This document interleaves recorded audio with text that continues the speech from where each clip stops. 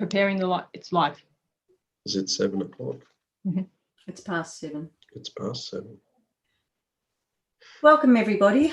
Members of the public are advised the meeting will be recorded and an audio recording of the meeting will be made publicly available on Council's website.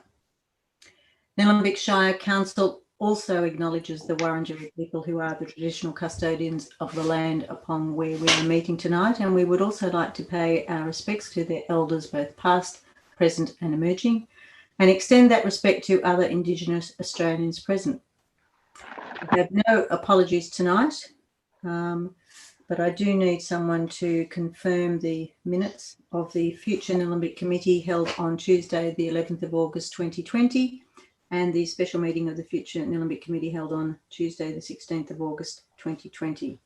Yeah, I'm happy to move the minutes. I understand there is a minor amendment to the naming of the Eltham Lower Park Friends Group, which needs to be changed within the minutes. We got the minor words to go up, or? One moment. We haven't? We haven't. So I think what would you like to read those out, Councillor Clark, please? If I had them in front of me, I would. You can wait.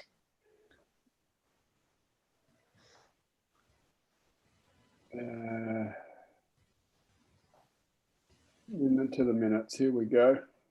So we're seeking to amend the minutes in reference to the Eltham Lower Park incorporated in 2 places, pages 9 and 10 of the minutes, and to amend the minutes so that the name of the group is Friends of Eltham Lower Park Incorporation. Be amended to those words on pages 9 and 10. With those changes, I move the minutes. Can I have a seconder, please? Councillor Ashton. Thank you, Councillor Clark. All those in favour? And that is carried. I'd just like to not pay a tribute, but just like to let everybody know that at our next or our final OCM meeting, we'll have a tribute to Mick Woywood from Councillor Ashton. So I'm just letting people know that so they don't think that we've forgotten Mick. Any disclosures of conflicts of interest, please, councillors? Yeah, I have no disclosure, but I just wish to make a personal statement if I could. Thank you.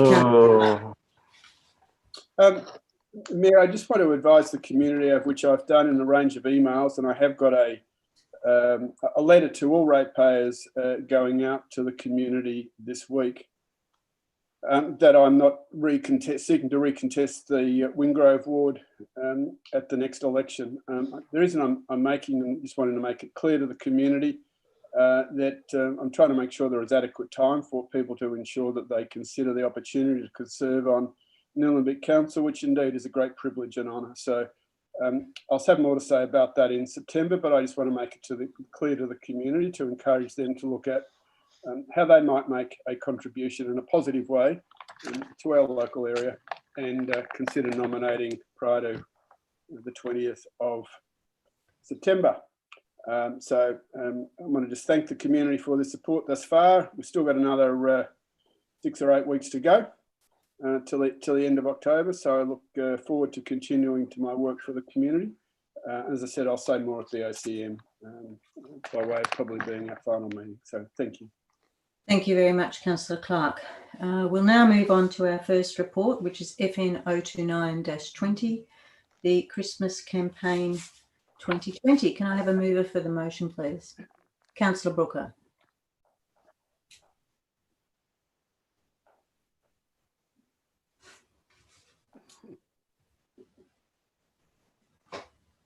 Okay, that the committee acting under delegation from council endorse the proposed Christmas decoration model for 2020. And seconded by Councillor Clark. Back to you, Councillor Brooker. Thank you, Mayor. Look, there's a lot of information in the report about this council's contribution to traders in the towns, well, in the activity centres of Eltham, Diamond Creek and Hurstbridge that has taken place over the last 4 years since we were elected. It has been a considerable investment into this whole concept, and it was really to support the traders at what for most, not all, but for most is the most crucial trading period of the year that is going towards Christmas. So it was certainly something that was supported by all councillors, and I think demonstrated a willingness of the council to acknowledge that vibrant activity centres were an important part of the Shire of Nillumbik. And so that was how we realised that, I think, particular ambition. This latest example of this, and the recommendation talked about the model, and there's been a couple of changes there. There's $40,000 that I think will be allocated to the trader associations in a way that will be determined with consultation with them and officers, and $20,000, which is a new component that will be, and it doesn't specifically say this, but it does say that it's going under the same auspices as the community grants program. So that's under the same, I think, selection criteria, the same process that is used that some people would be familiar with quick response grants. So what we're looking to do is really broaden the range of the Christmas campaign for 2020 and to involve community groups in that activity. So we're looking always for original ideas and original ways of really celebrating that time of the year. Now, I guess it's, I have to say this in 2020, what Christmas looks like is entirely problematic at this point. What we do know is that we don't know actually what it will look like, but we can only really hope that whatever council can do can support the traders of those places as well as the community to get through this Christmas. It is, I think, a real issue when you're talking about this, and I'll just comment briefly. We've got the shop local mantra that has been part of the economic development strategy, and there's various signage around the Shire to that effect, shop local. And I would encourage, people to do that, particularly at this time where those local businesses are under stresses and strains like never before. At the same time, I think we have to acknowledge the reality on the ground, and I've got a little bit of knowledge about this of, the record volumes Australia Post are getting through at the moment tend to be that, everyone is doing everything but shopping local.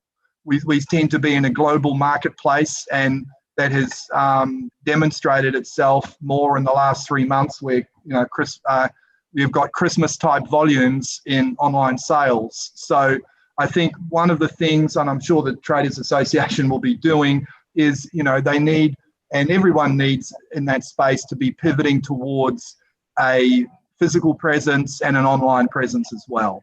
I think you need both to survive well. So that's all I would say. But it's the fourth, I guess, allocation to this program that started in year one of the council. Thank you. Thank you, Councillor Booker. Over to you, Councillor Clark. Thank you, Mayor. Can I just say this concludes effectively over the 4 years of an allocation of about $400,000. Correct. Supporting chambers and traders and community groups throughout our community in the Christmas period.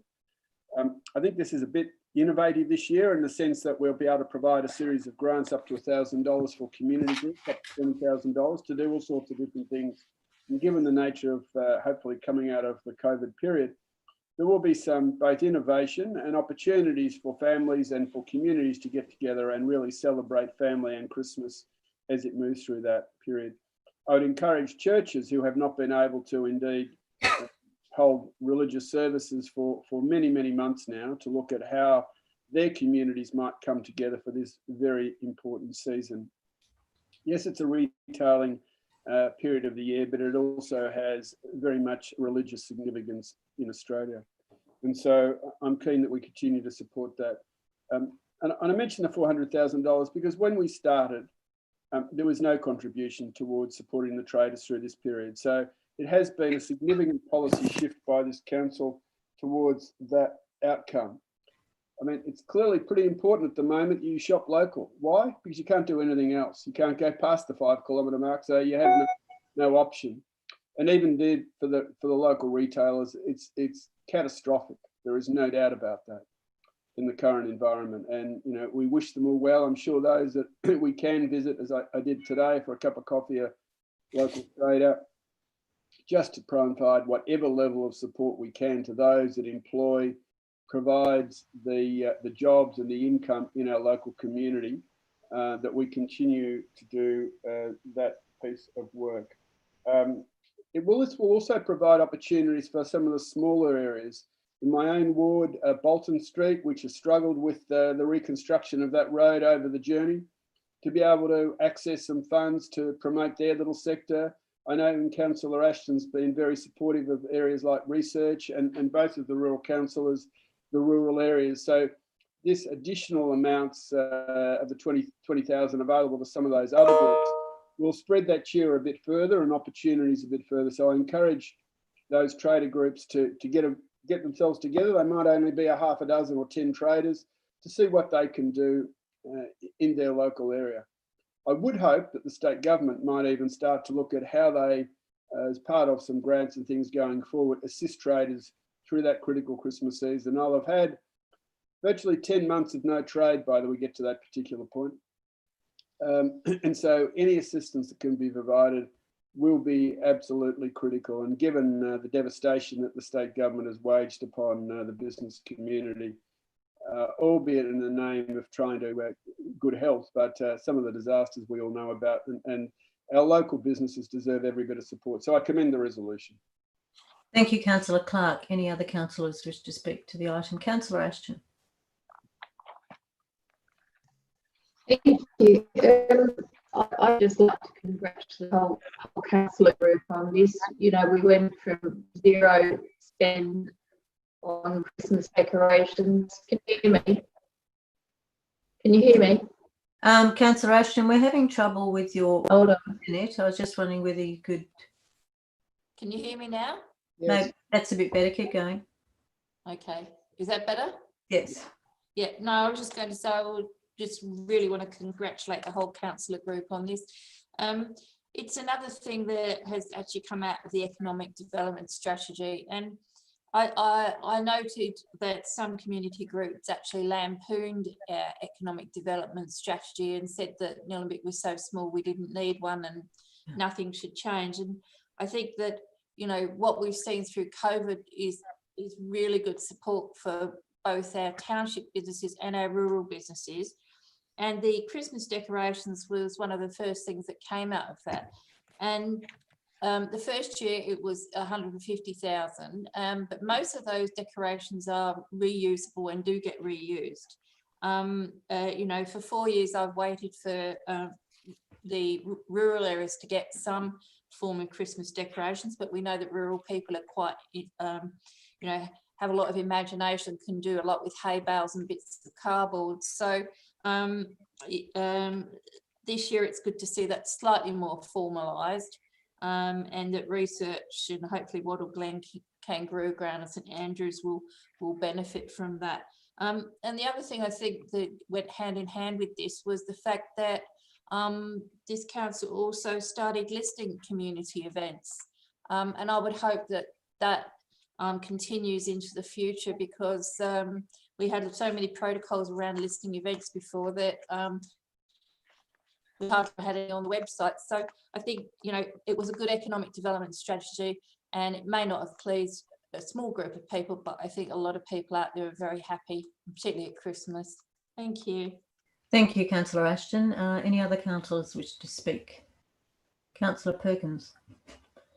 Yeah, happy also to support the motion, and just thinking back on the Christmas decorations over the last 4 years. I know 2017 it was new council, largely new staff, and it was a program that was really led by officers. It included, you know, purchasing some things like pole toppers, and you know, the focus really was, I think the staff at the time sort of thought commercial decorations were the way to go, the sort of things you would see perhaps in Westfield Shopping Centre, that you know, didn't work all that well. That was probably the most money put into the Christmas decorations program over the last 4 years, but probably the least successful. 2018, we saw, in Diamond Creek, I think the most successful Christmas decoration program was largely a number of wooden trees made by the Diamond Creek Men's Shed, put together by the Men's Shed. There was probably 10 or 15 of them, and each of those Christmas trees were given to a community group to decorate. And largely kids or primary schools or kindergartens decorated, their own tree, and those trees weren't vandalised. The ones that were in Chute Street or Mainhurst Ridge Road weren't vandalised. It certainly worked really well. I think that was probably the best year and the model that worked the greatest, because community were very much involved. I know there was a couple of trees that were damaged, but they were the ones that were left in adjacent Coventry Oval or in public parkland. So what I learned from that was that the trees in the main street near the shopping, actually in the middle of the business areas, weren't touched. The ones that were vandalised were the ones put in the parks.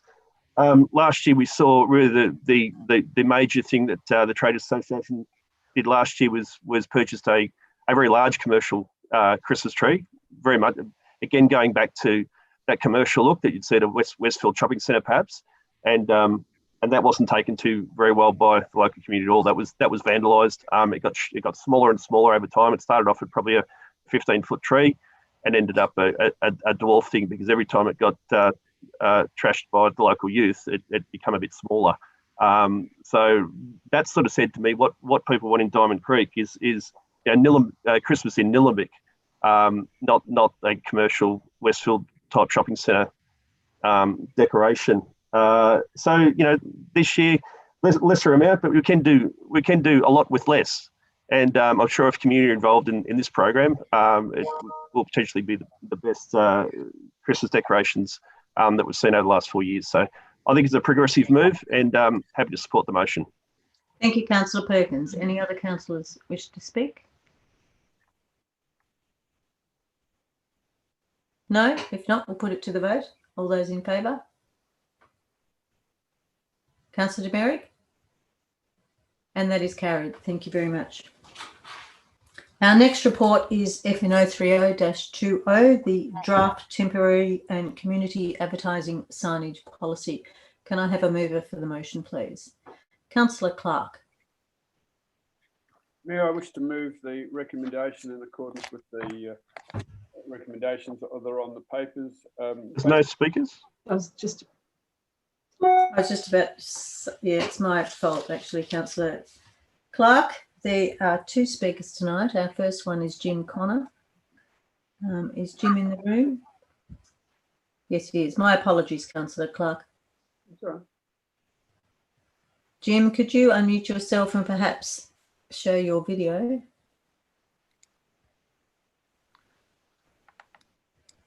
Great, we can see you. Good, thank you, councillors. Thank you, Jim. Just had a bit of a technical difficulty, but I've had tremendous support from council staff. Thank you. That's great. Fire away, you know the routine. Okay, you're not going to put a timer on me. That's good. No, don't worry about it. Look, this is my personal submission. I'm not speaking on behalf of any organisation. There appears to be a missing stage in this draft policy review process, as 83 community groups, sporting clubs and private organisations were invited to attend a number of facilitated discussions with councillors and council officers, but no consultation has been undertaken with community members. As those groups have, I guess, vested interest in accessing signage opportunities, and they have shaped this revised policy. So I believe the decisions on this revised draft should be deferred until genuine open community consultation is undertaken on the latest proposed changes. So really, I probably need to comment on this revised draft. I consider it is actually tighter and flows better with defined controls and implementation processes. And it is encouraging to see a number of changes have been incorporated by officers following submissions on the earlier draft. Council definitely has a defined role in controlling the use of temporary and community advertising, but should not be actively facilitating increased signage. I feel this draft policy encourages community signage that at too many sites and will actually result in a substantial increase in visual clutter, which will detract from the natural and built environment. An objective on page 3 is to limit the type, size and number of signs, yet this proposal does the opposite. I again question the proposal for 15 allocated sites for large community event signage, with 2 large signs allowed at each of these sites. In addition, exemptions for 6 listed major community events allow 8 signs with guaranteed approval on page 8. So it appears that 8 of the 15 sites could technically have, for the one event, up to 16 signs plus an as-of-right sign at the venue. Also, as an as-of-right sign is allowed at the location of an event, if a council-owned venue, reserve or playing field is booked. I, and I expect others, could interpret this to allow a permanent sign to remain outside a reserve or playing field, providing a panel within the sign is changed weekly, advertising a coming event, such as a game, for the coming weekend, which could then be replaced by a panel advertising next week's game. So effectively, they would have a permanent sign there. As there is no size limit defined, it appears a tethered sign of any size, perhaps even up to 10 metres long, could be erected as of right outside a council-owned venue, reserve or playing field, or at a small event or what's on sign location. I've had a couple of other points, but I've obviously run out of time. Thank you very much, Jim. I'll hand it over to councillors now to see if they have any questions for you. Councillor Perkins. So thanks for presenting, Jim. Jim, so the most recent revisions to the draft policy as a result of the most recent community consultation with community groups, are they the ones that you're most concerned about, or would you have otherwise have been happy with the policy? Well, we had the opportunity, I think, in May to have a community consultation process and have submissions, which we did. As you know, the decision was deferred and further consultation was undertaken. And I see now in this report that there was 83 groups involved. So the changes that have been made, a number of changes have been made to the earlier draft policy as a result of this consultation with these groups. But it just seems to me that there's a lack of transparency, that the community people who would, many people in the community will be affected by the amount of signage that will happen as a result of this policy. They haven't had the opportunity to consult or comment on the changes that are now being made. So effectively, you've consulted on one policy, you've actually now made some significant changes as a result of this other consultation with the groups, but there hasn't been any opportunity other than tonight to comment on it. And so there will be, I expect, many people in the community who may feel that this hasn't been a really transparent process.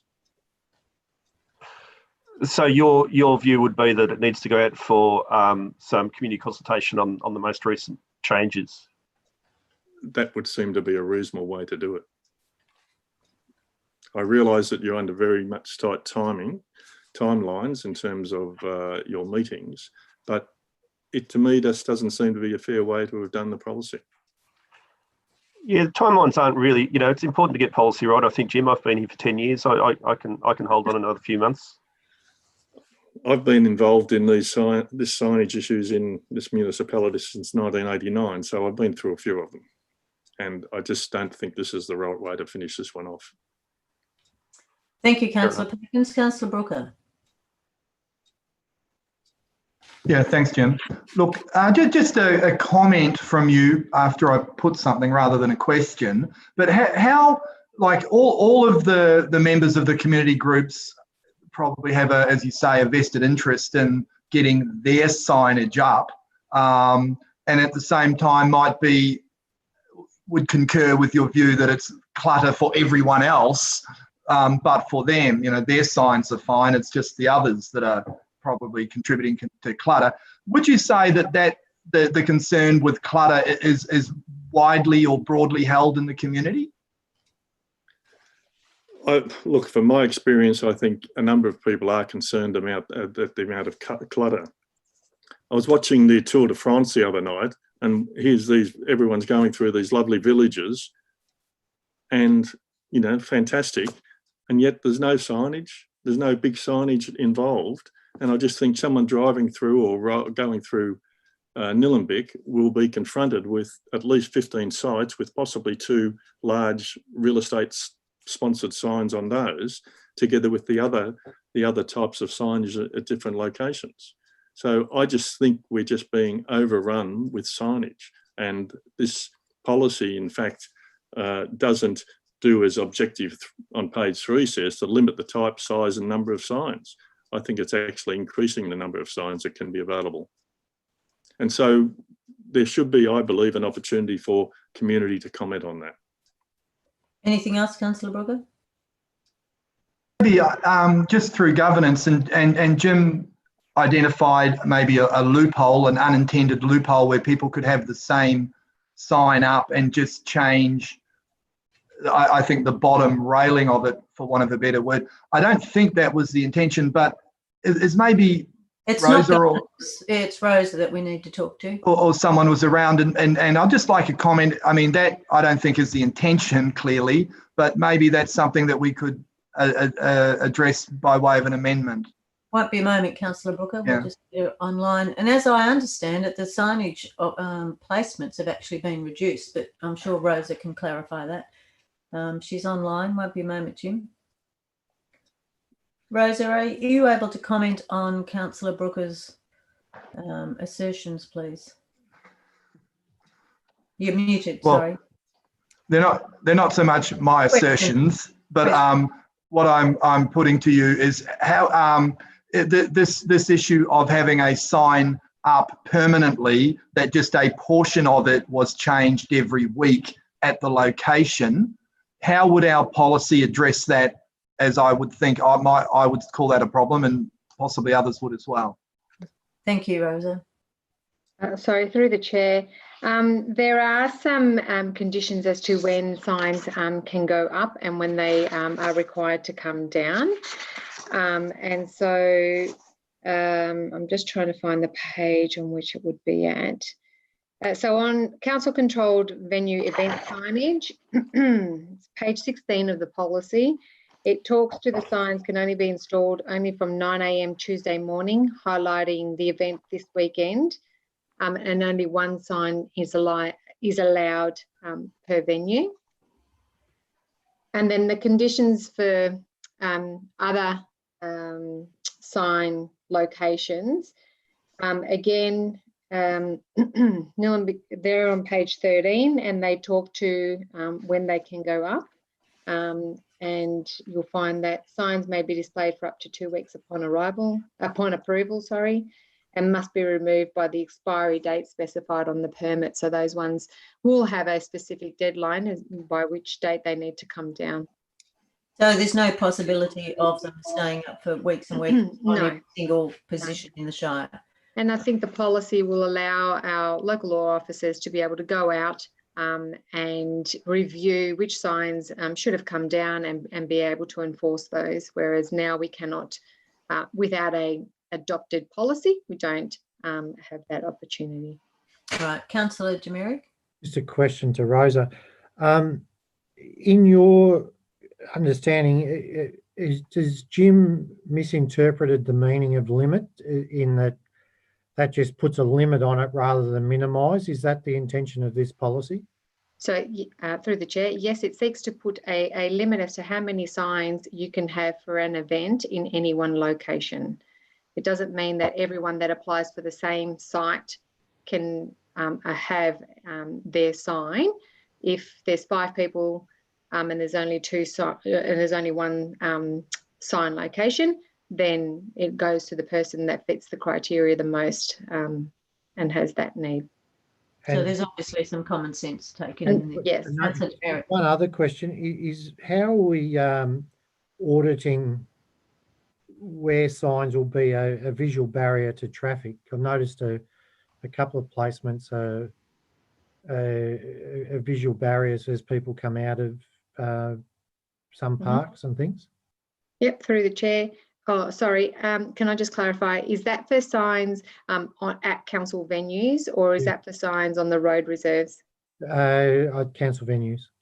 It's okay. So the local laws officers will, in the application form, when you're putting down where you would like to display your signage, there'll be the opportunity for you to, I suppose, nominate where that sign is proposed to go. And the local law officers, when reviewing that application, will understand where it's going to go and be able to provide comment there. So the permit that they will be given to the applicant will be able to display exactly, you know, where they can display the sign and for how long, and, you know, I suppose any other details. Any other questions for Rosa while she's with us? Councillor Ashton. You're muted it. Sorry, not Rosa. It's one for Jim, actually. Right, okay. Sorry. Fire away. Jim, with regard to inclusivity, have you got any comments on page 24 of the document? Sort of talks about the size of fonts and the percentage of the sign to have words on. Early on, we put up some signs for an International Women's Day event, which were almost illegible. From your wearing your other hat, what do you think of the suggestions we've made with regards to the size of lettering?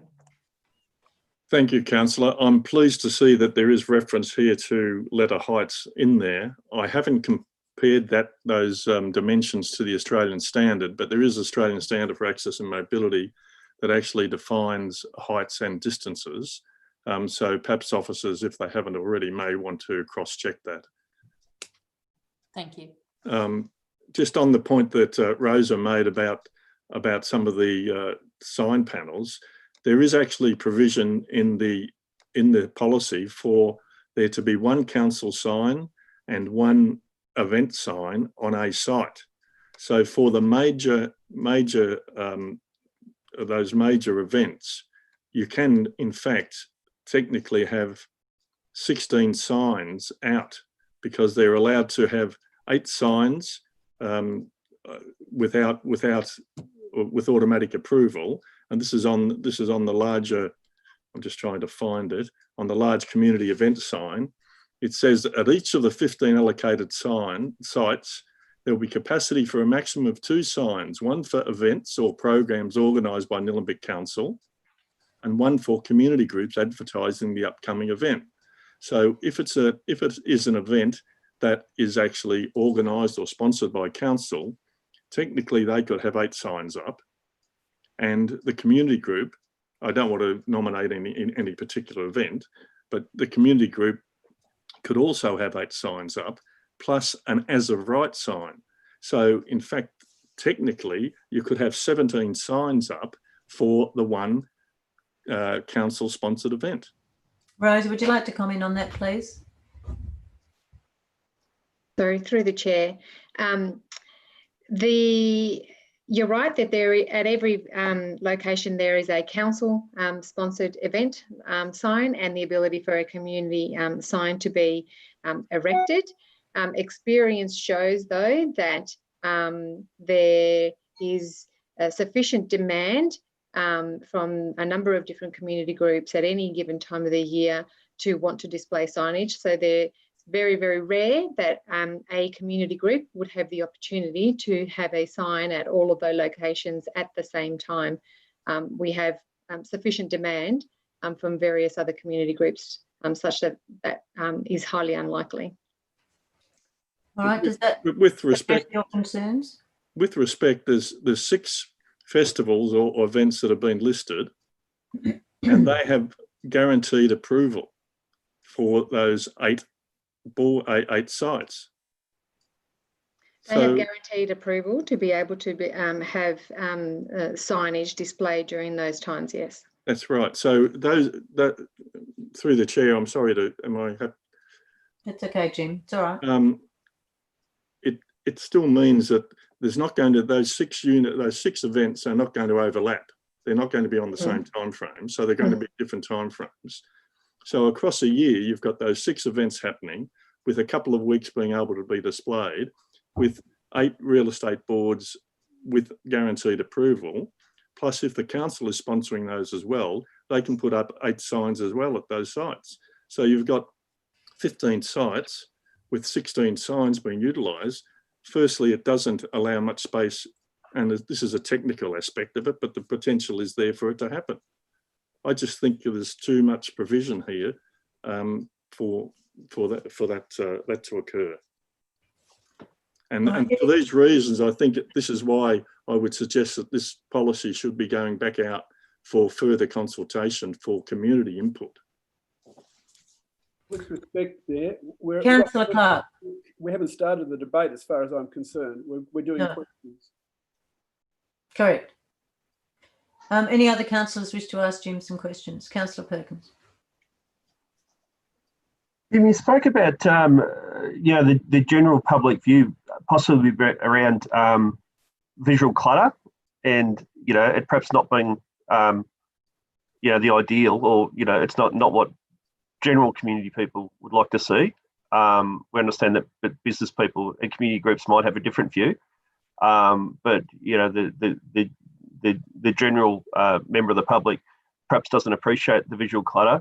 I know that the Nillumbik banner program, and that relates to banner flags primarily in the main street of Eltham, and it says in the policy that banner flags are an effective way of decorating the activity centres in Nillumbik. Would you see banner flags as visual clutter? I've already expressed that in my feedback previously and in the May meeting. Yes, I don't agree with those banners being there. I think it is just an overkill, and I just think we're just totally oversigned. Look, I think there are legitimate reasons for community groups to be able to advertise their events. It concerns me that the level of signage that is being allowed, and I'm not the only one. There obviously are other people in the community that are concerned about this as well. Any other questions, Councillor Perkins? No, sorry if I inadvertently gave you another opportunity to re-emphasise your point, Jim, but thanks for your answer. But there is an issue with the banners, with the tethered signs. I think there is a problem there that needs to be rectified in terms of. Thank you, Jim. I'll just see if there are any more. Councillor Clark, I know I'm making further discussion. Are there any more questions from councillors? If not, we'll go to the next speaker. Thank you very much. Thanks very much, Jim. Thank you, councillors. Our next speaker is Anne Lynch on behalf of the Rotary Club of Eltham. So it won't be a moment, everybody. And Carl is actually going to read her submission. Thank you, Mayor. This is from Anne Lynch. She makes 8 points on behalf of the Rotary Club of Eltham in response to the signage policy. First point, the Rotary Club of Eltham is pleased that Nillumbik Shire Council recognises the importance of the Rotary Eltham Festival to the community. The festival attracts thousands of people, the majority of them from Nillumbik Shire. Festival supports many local businesses and community groups. Exit surveys over the past few years reveal that patrons identify road signage as the #1 way they hear about the festival. The Rotary Club of Eltham is very conscious of the need to erect signage safely and remove signs immediately after the event. Effective road signs need to be large, durable, and contain basic details so they can be read safely. As a consequence, they are costly to make, and for this and environmental reasons need to be reused as much as possible over the years. The policy needs to be finalised and implemented so we do not have to remake signs every year. The location of the suggested signs would meet the festival requirements for promotion of the event. The ability to erect festival banners in the main street of Eltham prior to the festival will be beneficial in promoting the festival, and that is the Eltham Rotary submission. Thank you, Carl. I'll now put it up. Well, actually, go back to the original motion. Can I have a mover for the motion, please, councillors? Councillor Clark. To move the resolution as per the papers that we acknowledge the submissions and that we basically take this policy to OCM for determination on the 15th of September. Can I have a seconder for the motion, please? Councillor Ashton, back to you, Councillor Clark. Councillors, we've got this brought back before us, having gone through a detailed, broad community-based consultation process. And then, having got that policy, we decided to try and test it against some community groups. And when we all provided a long list, it ended up to be 83. There was a subcommittee formed of Councillor Perkins, the Mayor and myself to meet with those groups. Councillor Perkins was in hibernation still, so it was only yourself and myself, Mayor, who met. So we met only 12 groups who actually did want to make submissions and presentations in this particular respect. What the subcommittee? Matt, can you just hold the clock? Yeah. There was no subcommittee. Apparently, I was part of a subcommittee. Yes, you were. Oh, I wasn't aware. Well, you'd have been invited and you had accepted for 2 of those meetings. Right, can we start the wasn't a subcommittee.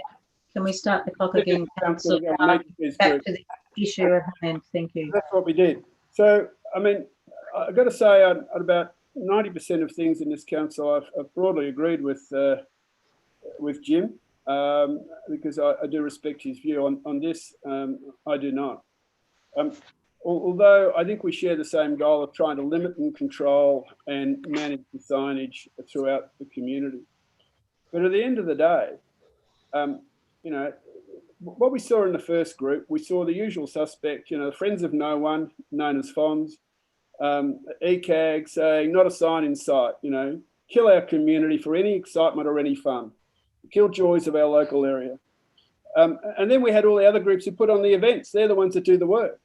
The Rotary Clubs of Diamond Creek, the Rotary Clubs of Eltham, the Wattle Glen Festival, all of the other things that occur, the local sporting groups who are trying to get kids into sport. Whether it's, there's Montsalvat and all of its work. There is, all of the rural things and whatever else. And we're trying to provide opportunities in a considered manner where people understand on what's going on in the community, but trying to limit it. And so we've got this particular policy and we've now gone out and tested it on some of those larger groups, 12 in total, down to the woodworkers who we also met with, who do some good work in their particular presentations. And we found a few issues at the edges, to be frank, nothing dramatic. They were probably, to be frank, far more respectful of the direction of our policy trying to limit signage than I'd probably anticipated. I thought they would have probably argued a case for a lot more. They did not. They thought the systems that the officers had proposed were excellent. They were certainly about certainty, and they were certainly about being respectful of trying to find the balance between informing our community and providing visual clutter. And I'd commend those groups for the way in which they've approached this particular process. And I think it was a valuable exercise that we undertook.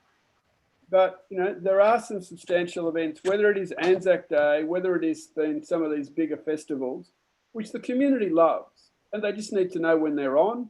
And so, yes, there's a few signs out for about a week leading up to it, and they're gone within 24, 48 hours thereafter. Everybody's had a great time. And the nature of the village is that occur throughout our shire are embellished and improved as a consequence of that activity. Everybody's going to miss all of the festivals this year due to COVID. In many respects, this is a first world problem of trying to limit some signs of the communities who are basically just doing it for fun. There is no massive business exposure through all of this. Sure, there are some sponsors who support these groups, but that's at the end of the day, that's how, without the council dipping more and more into the ratepayers' funds, and 6 out of 7 of us are ratepayers in the Shire.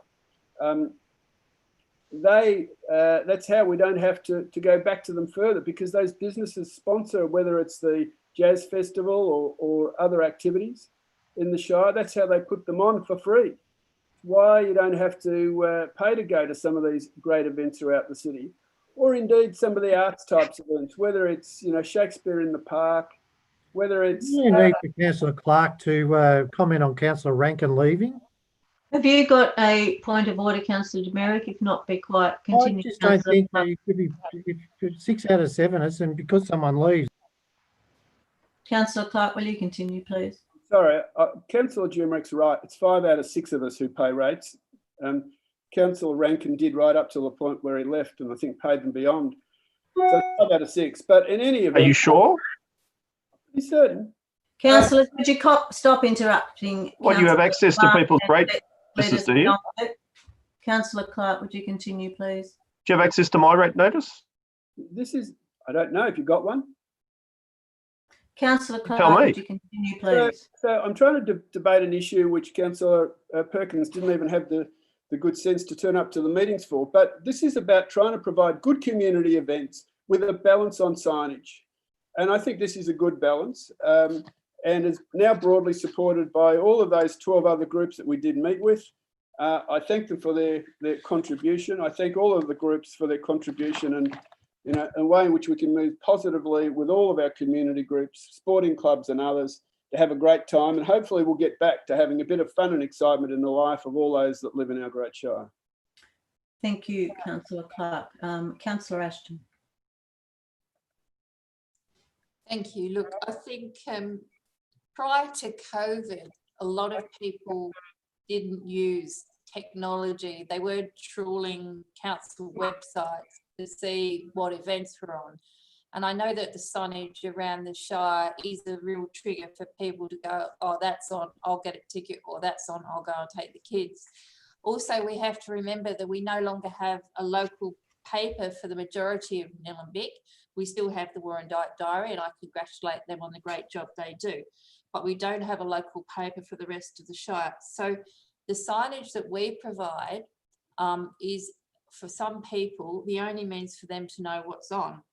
I'd also like to mention that I worked very early on in this because, again, International Women's Day, it cost almost 10% of our budget to pay someone to go and bang star pickets in with call float attached to it. And when you're running events on a shoestring and you're using ratepayers' money, it's much better if we have dedicated frames and sites where signage can be put up. Again, reusable holders were suggested to the previous council. We got the drawings, they were excellent, but again, they didn't get up. And I have been trying to get better, more consistent signage going.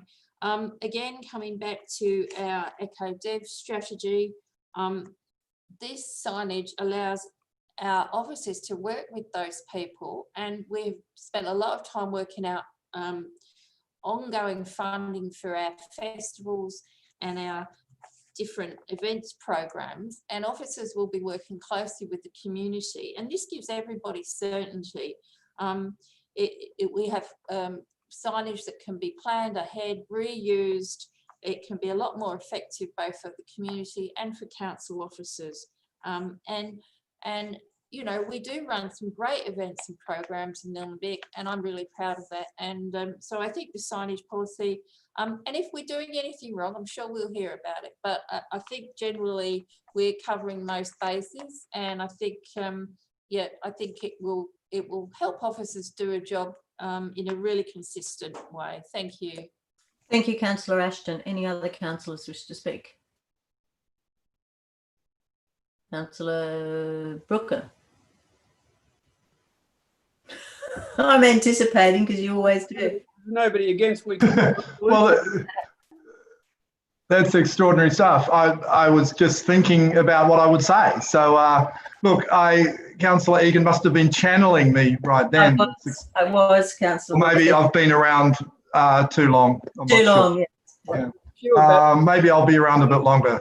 Look, I would say I think I broadly think this policy is what it's trying to do is I think everyone would concede is probably a good thing. I mean, I think what it's trying to do is control various locations. So I think that lends itself to a degree of predictability where people know where they'll find the information about certain events at at these designated locations. And I think Yes. the purpose is that if you have maybe more signs, if you like, at those locations, you'll have less signs in less desirable locations. So to go to Jim Connor's point that we ought not be trying to increase signage, I don't really see it as maybe increasing it, but I see it more as concentrating it in certain predetermined locations is how I would see it.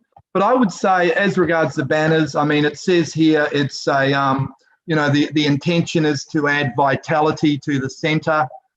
I have seen the banners, I've commented before. I think they detract from, you know, they don't achieve the purpose they're trying to. So look, how I try, and I'll be sort of maybe looking at an amendment next week about trying to do something about the banners. That's all. Thank you. Thank you, Councillor Booker. I totally agree with you, most unusually. Any other councillors who wish to comment? Councillor Perkins, I was channeling you too. Thank you very much. Yes, look, I share the Mayor's and Councillor Booker's concerns around the banners, and I have for a long time. You know, they exist in Diamond Creek. They're put there by the Traders Association. They're not managed by council, but you know, to see the growth of the banner program to Eltham, I don't think it's a great look. I certainly don't like the words in the policy that talks about the banners being decorations. Look, you know, I think we sort of need policy that you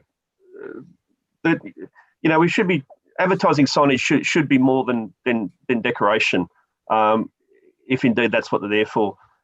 So look, I don't support the banner program. I'm happy to support this motion, though, of course, because next week will be the time when we'll make a decision on whether to proceed or to go out for a further round of community consultation, as Jim Connor has suggested. I think Jim makes a very good point. I thank Jim for his contribution. And yeah, I look forward to the debate for next week, or in 2 weeks' time. But for the moment, I'm happy to support this motion. Thank you, Councillor Perkins. Any other councillors wish to speak? Councillor, everybody spoken? If that's the case, we'll put it to the vote. All those in favour? And that is unanimous. And I'll repeat that, that is unanimous, just for certain people. We finally go on to our last item of the night, FN 031-20, the Diamond Creek Major Activity Centre Structure Plan. Can I have a mover for the motion, please? Councillor Perkins. Sorry, through the chair, there is one speaker. Sorry, yes, that was a very, very late item and the CEO is going to read it, which is why it's not on any of our emails. Thank you, Carl. Thank you, Mayor. And this is on behalf of Gilla Schnapp, and was dictated to our Planning Business Support Officer, and it reads as follows. Traders and their landlords in the original part of Diamond Creek Township, the town centre, have been unfairly omitted from the activity centre study area and boundary and were unaware of this review. They are very upset and want deferral of the approval of Diamond Creek Activity Structure Plan tonight so that they can have consultation and be heard on what they have to say. That is the submission. Thank you, Mr. Cowie. Over to you, Mr. Perkins, Councillor Perkins. Well, thank you. I don't know if I've got a motion that's slightly different to that in the papers. Won't And I think Plug is Perkins, we'll just putting it up now. Yes. And the addition is that part in red that's different to the papers. And the motion is that the committee, acting under delegation from Council, adopts the Diamond Creek Major Activity Centre Structure Plan July 2020, which is provided as attachment 1 with the following change. And that change is not to propose to increase heights from existing planning controls. The rest of the motion as per the papers. Thank you, Councillor Perkins. Can I have a seconder for the motion, please? Councillor Jemeri. Back to you, Councillor Perkins. Okay, so I feel like we've been here before in terms of some of this motion similar in many ways, or in one way, to the motion that failed 2 weeks ago. There were a number of other smaller dot points that were included in the previous motion that I'm comfortable the officers have addressed, and the officers suggested that those other dot points are incorporated in the draft structure plan. The standout item continues to be the proposition that we increase heights in future planning controls from what exists at the moment. So we look at Diamond Creek as an activity centre. We look at page 14 of the structure plan, or 63 of the officer report, and we can see that there is existing from the policy which has been in place since 2006.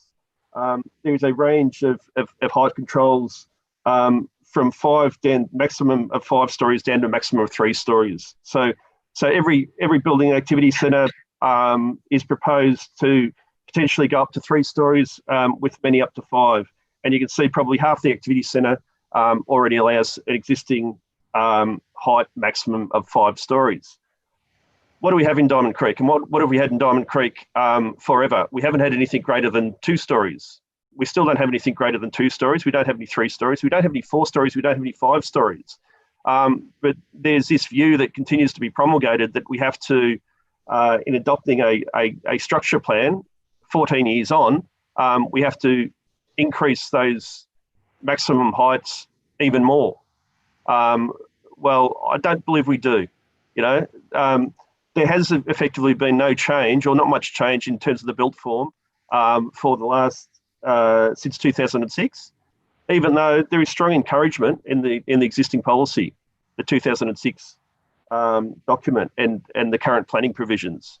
The only part under that this policy looks to increase height controls is shown on page 117 of the report, or page 68 of the actual structure plan itself, where we look at going largely from 3 to 5 stories, the area which is the Coles or the Diamond Creek shopping station, and also around the Diamond Creek train station.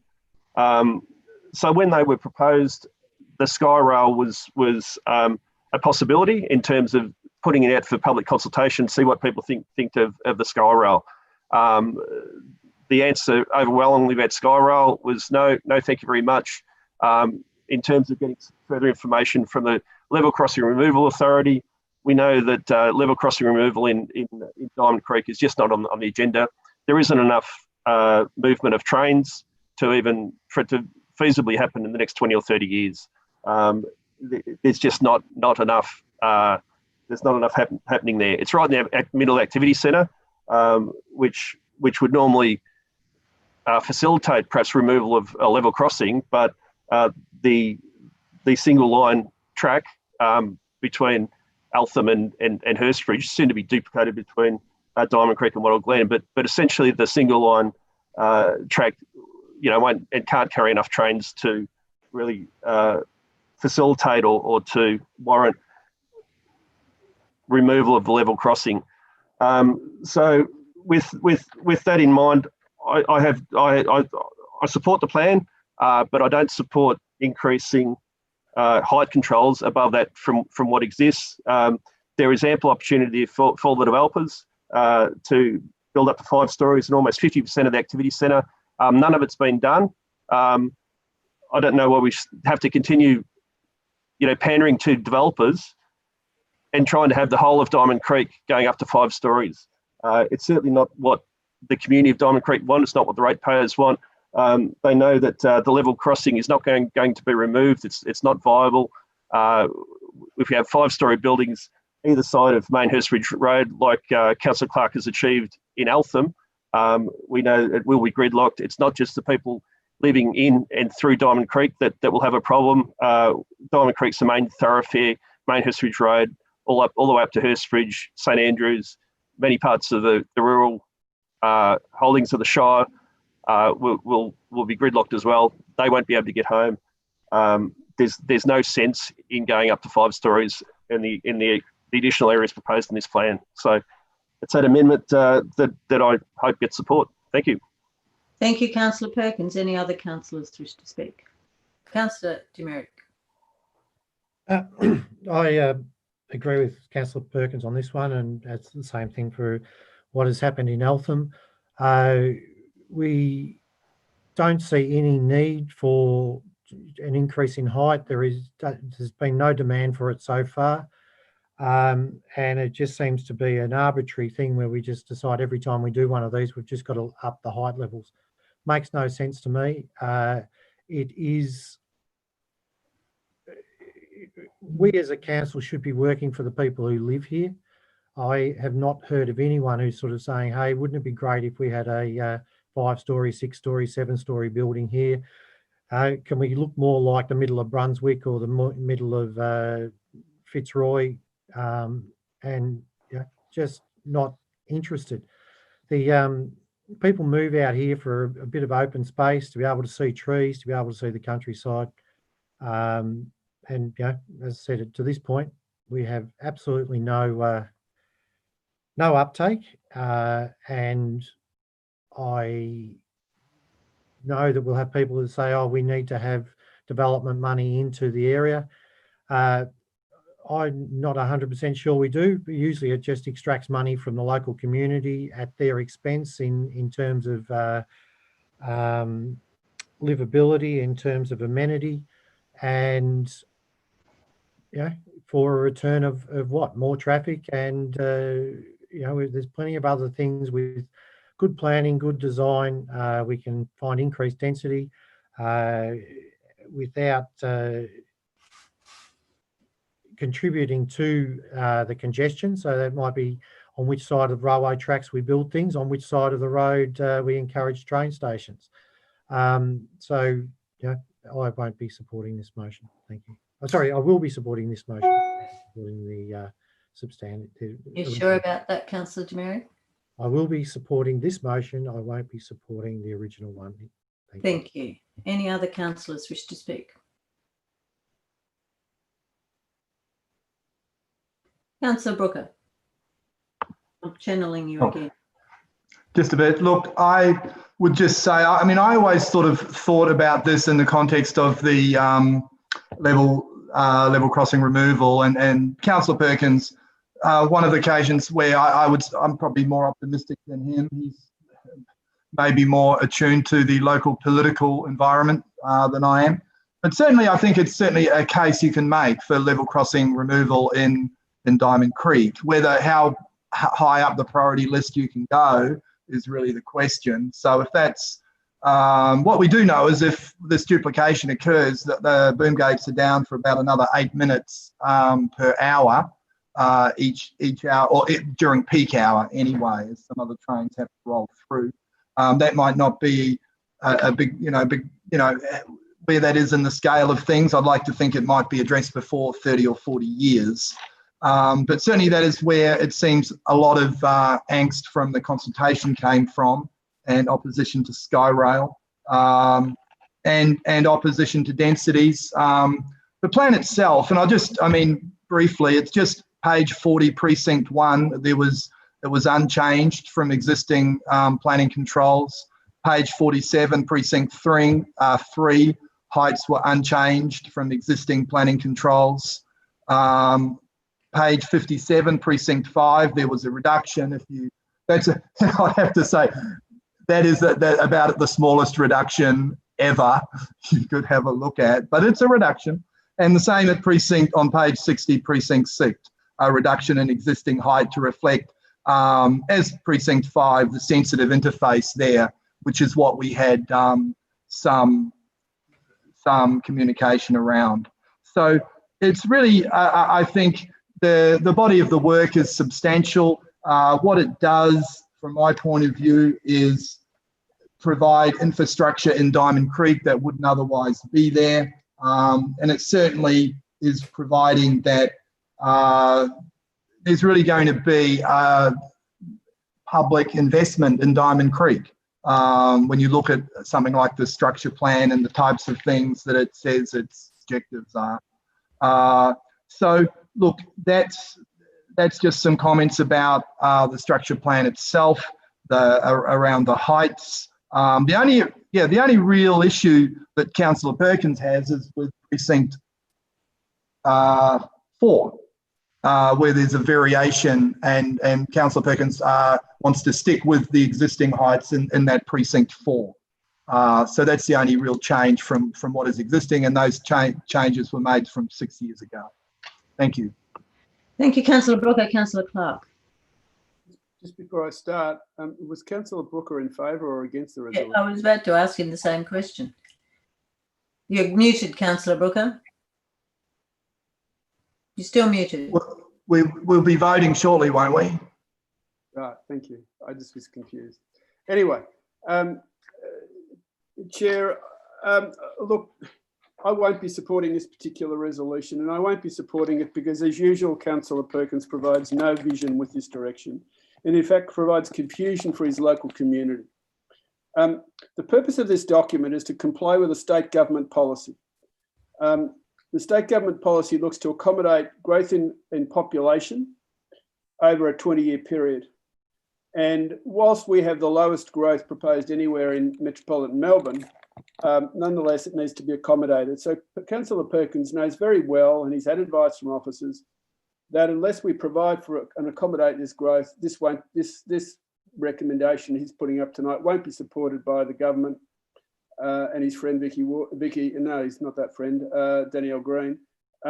It's simply a matter of trying to bury this so that he doesn't have to deal with it in an upcoming election. Equally, he knows that it's not possible to get rid of the railway crossing which divides Diamond Creek without Skyrail because it's flood prone. We know that. We know it's a fact. The only way we're going to overcome that problem is to have a station above ground. So to deny the obvious, again, is just playing politics with a lack of vision. He seeks to join the Friends of No One, otherwise known as FONS, who will again just continue to argue a case which doesn't provide for any growth in this particular community. The reality is the residential community, the neighbourhood zones, want to see, they don't want development in their area, and that's the purpose of this state government policy. It is to create an activity centre zone which adopts the growth and adopts the density, so that in the other areas of Diamond Creek, you don't have massive traffic, you don't have all of the planning applications for larger redevelopment. It's concentrated in one specific area. But even if you go back to the previous plan, which was 15 years ago, and not long after that, Councillor Perkins was elected, what has he delivered in the last 10 years on that plan? 0 is the outcome. What's he achieved? Nothing. There is no sense of driving any sense of economic activity, growth, or jobs within that community. It has to happen despite him. And so there's an opportunity here to actually create an outcome which sets a vision. And that's what the community is looking for. It desperately wants to get at the division of that railway line, but no outcome in that direction. So I'm looking forward to something which actually deals with the state government policy appropriately. And that's what the officers have put into this. I've spent a lot of time on design controls on this policy to try and get better design outcomes. And there are so good things in this policy. It's that Councillor Perkins's resolution seeks to take away the obvious of how within the framework. Thank you. Right of reply, Councillor Perkins. Councillor Brooker, do you have a... Just got a question for you. That's twice Councillor Clark has spoken in a disparaging way about a community group. And I just ask you that to get him to withdraw those comments, because, once it's just happening too often. And I don't think it's good to speak of community groups in such a disparaging way. Councillor Clark, have you got anything to say on that? I'm happy to ask you to withdraw those remarks. Yes, well, I don't find that they are friends of anybody, and the hostility that they show towards this council and the broader community needs to be called out, and that's exactly what I do. They are friends of no one. Thank you, Councillor Clark. Back to you, Councillor Perkins, right of reply.